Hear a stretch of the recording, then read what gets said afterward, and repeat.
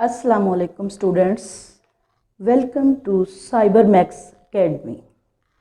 आज हम class 9 science की एक्सरसाइज नंबर 1.2 इसका क्वेश्चन नंबर 1 है, from the following matrices identify unit matrix, row matrix, column matrix and null matrix. A matrix आपके पास है, इसकी एंट्रीज हैं 0 0 0 0। आपने बताना है कि ये कौन सा मैट्रिक्स है। तो आप देखते हैं कि ऐसा मैट्रिक्स जिसकी तमाम एंट्रीज 0 हों वो नल मैट्रिक्स कहलाता है। अब बी मैट्रिक्स जिसकी एंट्रीज हैं आपके पास 2 3 4 और आप देखते हैं कि इसमें सिर्फ एक रो है। तो ऐसा मैट्रिक्स जिसमें 1 रो हो वो क्या कहलाता है? Row matrix. So B row matrix कहलाएगा। सी मैट्रिक्स, इसमें आप देख रहे हैं कि सिर्फ एक कॉलम है। सी मैट्रिक्स में सिर्फ एक कॉलम है, तो इसे हम कहेंगे कॉलम मैट्रिक्स। और डी में देखें कि आपके पास एंट्रीज हैं 1 0 0 1। तो हम देखते हैं कि डायगोनल पर एंट्रीज 1 1 हैं, तो हम इसको क्या कहेंगे? यूनिट मैट्रिक्स और आइडेंटिटी मैट्रिक्स। इसी तरह से ई देखें, हमारे पास सिर्फ इसमें 0 एक नंबर है हमारे पास मौजूद, तो आप देख रहे हैं कि ये नल मैट्रिक्स कहलाएगा। इसी तरह से एफ जो है, इसमें आप देख रहे हैं कि 5 6 7 सिर्फ एक कॉलम मौजूद है, तो हम एफ को क्या कहेंगे? Column matrix. इसी तरह से क्वेश्चन नंबर 2 में पूछा गया है कि from the following matrices identify square matrices, row matrices, identity matrices, rectangular matrices, column matrices and null matrices। अब जो क्वेश्चन जो आपको दिए गए हैं उसमें से मैंने स्क्वायर मैट्रिसेस अलग किए हैं। स्क्वायर मैट्रिसेस अलग किए हैं। अब स्क्वायर मैट्रिक्स जैसा कि आपको पता है कि इसमें number of rose, number of columns equal होते हैं। जैसा कि आप देख रहे हैं कि इस मैट्रिक्स में 2 रोज हैं और 2 कॉलम्स हैं। हाँ जी, ये 4th पार्ट में देखें, इसमें भी आपके पास 1 0 0 1 2 रोज 2 कॉलम्स, तो ये भी स्क्वायर मैट्रिक्स है। और ऑर्डर क्या है इसका? 2 by 2। इसी तरह से इसका ऑर्डर भी 2 by 2 है, क्योंकि दोनों में रोज और कॉलम्स की तादाद इक्वल है। अब हम इस पार्ट में देख रहे हैं, इसका ऑर्डर क्या है? 3 by 3। नंबर ऑफ रोज भी 3 हैं और नंबर ऑफ कॉलम्स भी 3 हैं, तो ये भी स्क्वायर मैट्रिक्स हुआ। उसके बाद रेक्टेंगुलर मैट्रिसेस, इनको मैंने अलग करके लिखा है। रेक्टेंगुलर मैट्रिक्स होता क्या है? रेक्टेंगुलर मैट्रिक्स ये है कि इसमें नंबर ऑफ रोज और नंबर ऑफ कॉलम्स इक्वल नहीं होते। अब जैसा कि आप इस मैट्रिक्स में देख रहे हैं कि इसका ऑर्डर क्या है, 2/3। नंबर ऑफ रोज 2 हैं, नंबर ऑफ कॉलम्स 3 हैं। तो नंबर ऑफ कॉलम्स और नंबर ऑफ रोज इक्वल नहीं है, इसलिए ये रेक्टेंगुलर मैट्रिक्स है। इसी तरह से 301, इसका ऑर्डर देखें, 3 रोज और 1 कॉलम, 3/1 इसका ऑर्डर है। इसमें भी नंबर ऑफ रोज और नंबर ऑफ कॉलम्स इक्वल नहीं हैं, सो ये भी रेक्टेंगुलर मैट्रिक्स है। इसी तरह से इस पार्ट में भी हम देख रहे हैं कि नंबर ऑफ रोज 3 हैं, नंबर ऑफ कॉलम्स 2 हैं। तो ऑर्डर इसका है 3/2। इसमें भी नंबर ऑफ रोज और नंबर ऑफ कॉलम्स बराबर नहीं हैं, इसलिए ये भी रेक्टेंगुलर मैट्रिक्स है।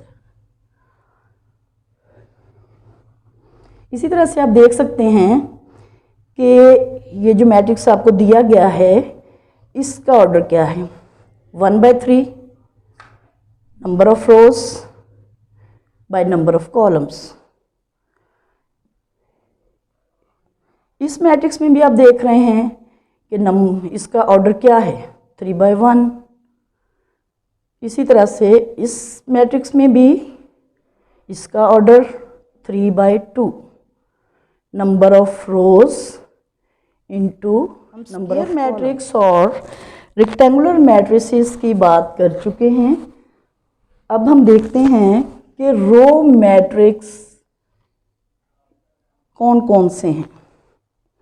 अब जो क्वेश्चन हमें दिया गया है बुक में, उसमें हम देख रहे हैं कि ये जो पार्ट है, ये जो मैट्रिक्स है 3 10 -1, इसमें सिर्फ 1 रो है, इसलिए हम इसको क्या कहेंगे, रो मैट्रिक्स। रो मैट्रिक्स वो मैट्रिक्स होता है जिसमें रोज की तादाद 1 हो। इसी तरह से कॉलम मैट्रिक्स, कॉलम मैट्रिक्स नाम से ही जाहिर है कि इसमें सिर्फ एक कॉलम होगा।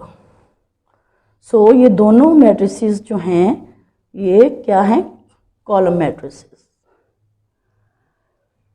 उसके बाद अब ये देख रहे हैं ये पार्ट में 1 0 0 1, ये क्या है, यूनिट मैट्रिक्स या आइडेंटिटी मैट्रिक्स।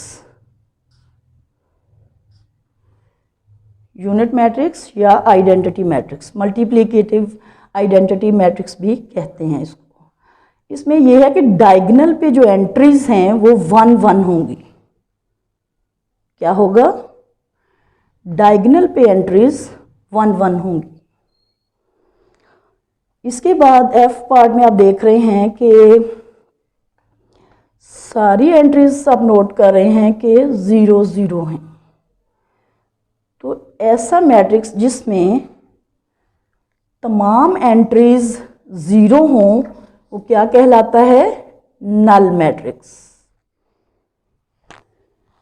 जी, क्वेश्चन नंबर 3 में भी उन्होंने हमें कहा है कि मैट्रिसेस जो हैं उनको आइडेंटिफाई करें कि वो डायगोनल हैं, स्केलर हैं या आइडेंटिटी मैट्रिक्स हैं। अब देखें कि डायगोनल मैट्रिसेस को मैंने अलग करके लिखा है। इसमें आप देख सकते हैं ए मैट्रिक्स, इसमें आप देख रहे हैं कि डायगोनल मैट्रिक्स होता क्या है। पहले देखें कि डायगोनल मैट्रिक्स में डायगोनल पर एंट्रीज मौजूद होती हैं।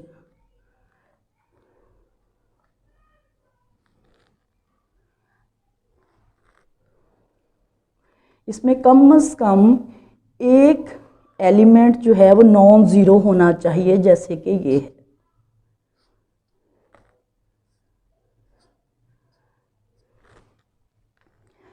दोनों नॉन ज़ीरो हो जाएं तब भी डायगोनल है। हाँ जी, अब देखें डायगोनल पे एंट्रीज एक ही देखें 4 4, ये डायगोनल मैट्रिक्स है। इस तरह इसके डायगोनल पे क्या है 2 -1,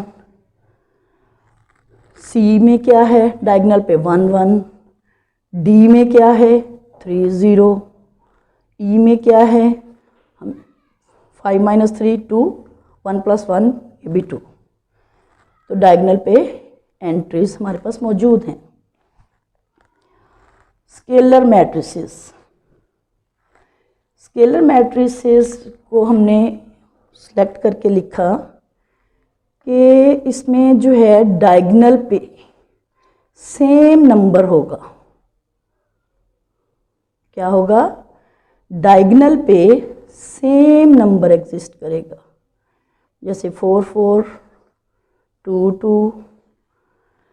इसके बाद आता है हमारे आइडेंटिटी मैट्रिक्स या यूनिट मैट्रिक्स। ये सिर्फ इसमें देखें सी मैट्रिक्स, डायगोनल पे एंट्रीज जो हैं वो 1 1 हों। क्वेश्चन नंबर 4, इसमें पूछा गया है कि जो मैट्रिसेस आपको दिए गए हैं, गिवन मैट्रिसेस जो हैं उनका नेगेटिव मैट्रिक्स फाइंड करना है।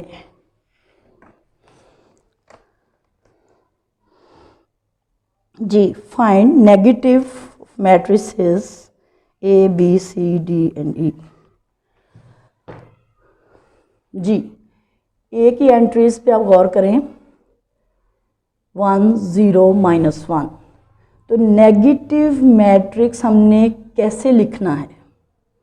हम क्या करेंगे, ए मैट्रिक्स में जो एंट्रीज हैं उनका साइन चेंज करेंगे। क्या करेंगे? साइन चेंज करेंगे। +1 था -1 हो गया, 0 उसी तरह रहेगा, -1 जो है वो +1 हो जाएगा। अब बी है, इसकी एंट्रीज देखें 3 -1 2 1। तो नेगेटिव मैट्रिक्स ऑफ बी कैसे लिखा जाएगा? +3 को -3 किया, -1 को +1 किया और 2 को -2, इसी तरह से 1 को -1। अब सी देखें मैट्रिक्स, सी में आपके पास 2 6 3 2 है। तमाम एंट्रीज पॉजिटिव हैं। नेगेटिव मैट्रिक्स जब लिखेंगे तो तमाम पॉजिटिव एंट्रीज को हम इसका साइन चेंज करके साथ माइनस का साइन लगा दें। डी में देखें -3 2 -4 5। तो -D negative of matrix D, negative matrix of matrix D। तो इसको लिखा -D, +3 लिखा, -2 लिखा, +4 लिखा, -5 लिखा। साइन चेंज करने के बाद इसी तरह से ई में देखें एंट्रीज हैं 1 -5 2 3। तो नेगेटिव मैट्रिक्स हमने कैसे लिखना है? +1 का -1, -5 का +5, 2 का -2, 3 का -3। हाँ जी, क्वेश्चन नंबर 5 में उन्होंने पूछा है कि find the transpose of the given matrices. अब हमें पहले ये पता होना चाहिए कि ट्रांसपोज होता क्या है। किसी भी मैट्रिक्स का ट्रांसपोज जब हम लेते हैं तो उसकी जो रोज हैं उनको कॉलम की शेप में लिख देते हैं। ठीक है, जैसा कि आपने अभी देखा 0 1 -2, तो क्या किया आपने इस तरह से लिखना है 0 1 -2, ए का ट्रांसपोज। अब बी में देखें 5 1 -6, तो इसका ट्रांसपोज जब आप लिखेंगे तो रो को आप कॉलम में चेंज कर देंगे। क्या करेंगे, रो को कॉलम में चेंज कर देंगे। सी मैट्रिक्स देखें, इसकी एंट्रीज हैं 1 2 2 -1 3 0, 3 रोज हैं। फर्स्ट रो 1 2, इसको हम लिखेंगे 1 2, फर्स्ट कॉलम बन गया। इसी तरह से 2 -1 को 2 -1 सेकंड कॉलम बना दिया। 3 0, इसको आप क्या करेंगे 3 0 कॉलम बना दिया, इधर रो थी। इसी तरह से डी में और ई में भी आप देख सकते हैं कि रोज़ जो हैं उनको हमने कॉलम्स की शक्ल में लिख दिया। ये देखें क्वेश्चन नंबर 6, इसमें कहा गया है कि verify that double transpose of A is equal to A. हमें ये चीज़ प्रूव करनी है, वेरीफाई करनी है। अब ए आपको दिया गया है 1 2 0 1, 2 रोज हैं इसमें। क्या है, फर्स्ट रो, ये है सेकंड रो। अब ए का ट्रांसपोज जब आप लिख रहे हैं, फर्स्ट रो 1 2 थी, हमने इसको 1 2 फर्स्ट कॉलम की शेप में लिखा। 0 1 सेकंड रो थी, उसको हमने सेकंड कॉलम लिखा 0 1। अब हमें कहा गया है कि आपने इसका अगेन ट्रांसपोज लेना है। ट्रांसपोज, ए का ट्रांसपोज लिया, उसका फिर ट्रांसपोज लेना है। तो उसमें देखें 1 0 1 0 फर्स्ट रो थी, फर्स्ट कॉलम बना दिया। 2 1 सेकंड रो थी, सेकंड कॉलम बना दिया। अब आप देख रहे हैं कि ये एंट्रीज और ये वाली एंट्रीज सेम हैं, तो हम इसको ए मैट्रिक्स के इक्वल लिखेंगे, क्योंकि ए मैट्रिक्स के इक्वल हैं। और यही हमें वेरीफाई करना था कि double transpose of A is equal to A. इसी तरह से बी पार्ट है आपका। बी पार्ट में देखें फर्स्ट रो 1 1, सेकंड रो 2 0। अब इसका ट्रांसपोज जब आपने लेना है तो क्या करना है कि transpose of B 1 1 first row को आपने क्या लिखा 1 1 फर्स्ट कॉलम, और सेकंड रो को क्या लिखा सेकंड कॉलम। अब देखें जब आपने इसका डबल ट्रांसपोज लेना है, अगेन इसका ट्रांसपोज लेना है, तो फर्स्ट रो फर्स्ट कॉलम बन गई। इसी तरह से सेकंड रो सेकंड कॉलम बन गई। अगर हम इस मैट्रिक्स पे गौर करते हैं तो देखते हैं कि ये एंट्रीज और ये एंट्रीज सेम हैं, तो हमने इसको बी लिखा और यही हमें वेरीफाई करना था। स्टूडेंट्स, आई होप आपको लेक्चर पसंद आया होगा और अच्छी तरह से आप समझ गए होंगे। Thank you so much.